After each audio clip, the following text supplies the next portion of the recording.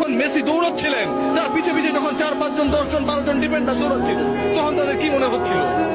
পিছে পিছে দৌড়ায়, দৌড়তে পারে না, আগে পরে সামনে বিভিন্ন জায়গায় যায়, বল আটকাতে পারে না। এটাই হচ্ছে একজন ফুটবলারের সৌন্দর্য। লিওনেল মেসির সৌন্দর্য ও জায়গায়। একজন ফুটবলার একটা দলকে, একজন ফুটবলার কোটি কোটি মানুষের স্বপ্নকে তার ছোট কাঁধে কিভাবে ক্যারি করেন সেটা আমরা দেখেছি। যারা অস্বীকার করবেন তারা ফুটবলটা বোঝেন না। হয়তো আমাকে মূর্খ বলতে পারেন, সত্যিই তাই।